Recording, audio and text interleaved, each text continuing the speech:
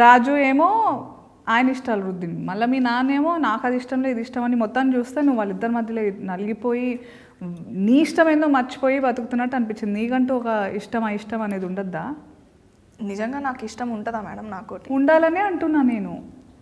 ఏమో మేడం, చిన్నప్పటి నుంచి ఇది చేయి అది చేయి ఇట్లుండు అట్లా చేయి అని మా నాన్న అంటాడు, పెద్ద అయిన తర్వాత మొగుడు అంటాడు. వీళ్ళిద్దరి మధ్యలో నలిగిపోవడమే కదా మేడం మన పరిస్థితి.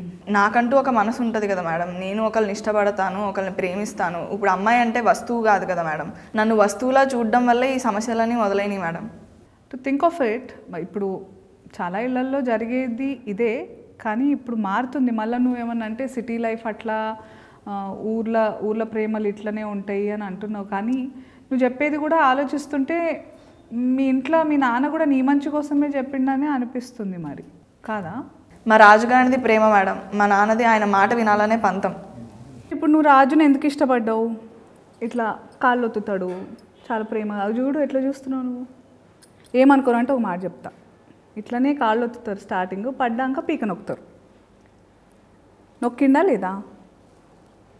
రాజు నన్ను తిట్టాడు, కొట్టాడు, గొడవలు పడ్డాడు అని కొన్ని సందర్భాల్లో నేను బాధపడ్డాను మేడం. కానీ దాని వెనకాల వాడి ప్రేమ, నేను ఎక్కడ దూరం అయిపోతాను అనే బాధే నాకు కనిపించింది. కానీ ఇట్లా నువ్వు ఇంకొకళ్ళ బైక్ ఎక్కితే నిన్ను బరిగతో కొట్టిండు కదా, మరి అది ప్రేమనా? అందులో మళ్ళీ చున్నీ లేకుండా పోతే ఖాళీలో కొడతా అన్నాడు. అంటే మరి నువ్వు అన్నావా, నువ్వు లుంగి లేకుండా నువ్వు లుంగితో వస్తే నిన్ను కొడతాను అన్నావా నువ్వు? ఇప్పుడు నేను రాజుని కొట్టిన సందర్భాలు ఉన్నాయి. ఇప్పుడు మీరున్నారు కదా మేడం, మీ ఆయనతో మీరు ఎప్పుడు గొడవలు పడలేదా, కొట్టుకోలేదా? కొట్లాడుకున్నాము. ఇక్కడ టాపిక్ నాది కాదు, ఇంకా పాలు పొంగినాక ఏం చేయలేము, కానీ ఇప్పుడు నీ గురించి మాట్లాడదాం. ఇప్పుడు మా రాజు ఏది చెప్పినా నా మంచి కోసమే చెప్తాడు, నేనేది చెప్పినా ఆడి మంచి కోసమే చెప్తానని మేమిద్దరం నమ్ముతాం. అది మా ప్రేమ కదా, మిమ్మల్ని అట్లా ఉండమని చెప్పట్లేదు. నేను కొట్టాలనిపిస్తుంది మిమ్మల్ని చూస్తుంటే. బుర్రుందా? చున్నీ వేసుకోకపోతే వేరే వాడు బైక్ ఎక్కితే? మా ఊర్లలో నన్ను ఎట్లా చూస్తారో వాడికి తెలుసు మేడం, అందుకే చెప్పిండు. నువ్వు ఊరిని ప్రేమించినవా, రాజుని ప్రేమించినవా? వాడు నా మంచి కోసం చెప్పిండు మేడం. నీ మంచి నీ బట్టలలో ఉందా?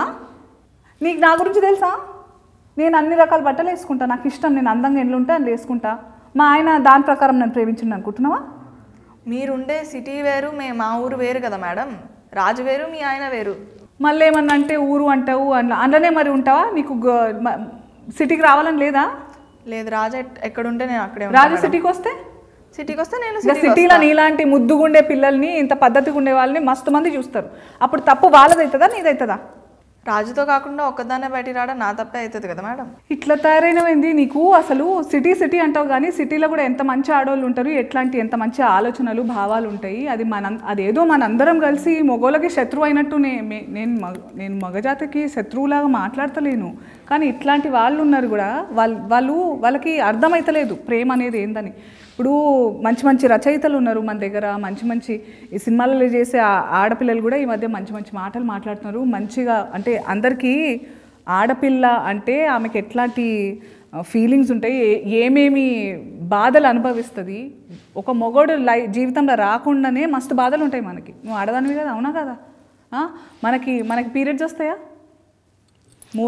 దానివల్ల ముందు తర్వాత ఎంత మనకు అర్థం కాకుండా ఏమేమో అవుతుంటుంది మనకు మనసులో.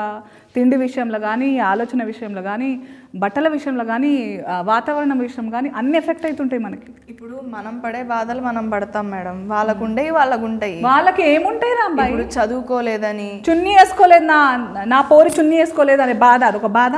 మనకుంటాయి వాళ్ళకుంటాయి.